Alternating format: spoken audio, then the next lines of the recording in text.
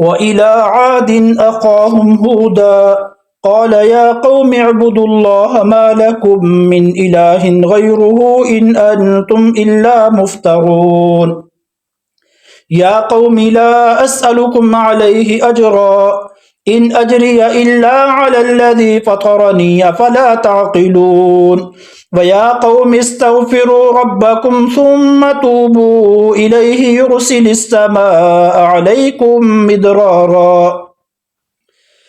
يرسل السماء عليكم مدرارا ويزدكم قوة إلى قوتكم ولا تتولوا مجرمين قالوا يا هود ما جئتنا ببينة وما نحن بتاركي آلهتنا عن قولك وما نحن لك بمؤمنين إن نقول إلا اعتراك بعض آلهتنا بسوء قال إني أشهد الله واشهدوا أني بريء مما تشركون من دونه فكيدوني جميعا ثم لا تنظرون إني توكلت على الله ربي وربكم ما من دابة إلا هو آخذ بناصيتها إن ربي على صراط مستقيم فإن تولوا فقد أبلغتكم ما أرسلت به إليكم ويستخلف ربي قوما غيركم ولا تضرونه شيئا إن ربي على كل شيء حفيظ ولما جاء أمرنا نجينا هودا والذين آمنوا معه برحمة منا ونجيناهم من عذاب غليظ وتلك عاد جحدوا بآيات ربهم وعصوا رسله واتبعوا أمر كل جبار عنيد وأتبعوا في هذه الدنيا لعنة ويوم القيامة ألا إن عادا كفروا ربهم ألا بعدا لعاد قوم هود وإلى ثمود أخاهم صالحا قال يا قوم اعبدوا الله ما لكم من إله غيره هو أنشأكم من الأرض واستعمركم فيها فاستغفروه ثم توبوا إليه إن ربي قريب مجيب قالوا يا صالح قد كنت فينا مرجبا قبل هذا أتنهانا أن نعبد ما يعبد آباؤنا وإننا لفي شك مما تدعونا إليه مريب قال يا قوم أرأيتم إن كنت على بينة من ربي وآتاني منه رحمة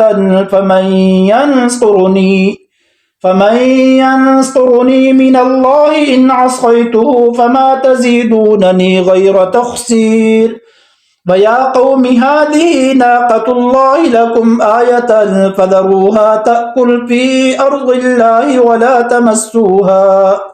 ولا تمسوها بسوء فيأخذكم عذاب قريب فعقروها فقال تمتعوا في داركم 3 أيام ذلك وعد غير مكذوب فلما جاء أمرنا نجينا صالحا والذين آمنوا معه برحمة منا ومن خزي يومئذ إن ربك هو القوي العزيز وأخذ الذين ظلموا الصيحة فأصبحوا في ديارهم جاثمين كأن لم يغنوا فيها ألا إن ثمود كفروا ربهم ألا بعدا لثمود ولقد جاءت رسلنا إبراهيم بالبشرى قالوا سلاما قال سلام فما لبث أن جاء بعجل حنيذ فلما رأى أيديهم لا تصل إليه نكرهم وأوجس منهم خيفة قالوا لا تخف إنا أرسلنا إلى قوم لوط وامرأته قائمة فضحكت فبشرناها بإسحاق ومن وراء إسحاق يعقوب قالت يا ويلتى أألد وأنا عجوز وهذا بعلي شيخا إن هذا لشيء عجيب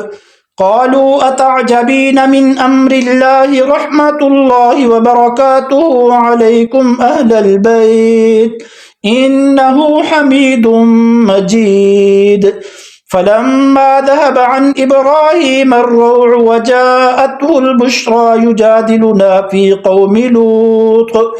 إن إبراهيم لحليم أواه منيب يا إبراهيم أعرض عن هذا إنه قد جاء أمر ربك وإنهم آتيهم عذاب غير مردود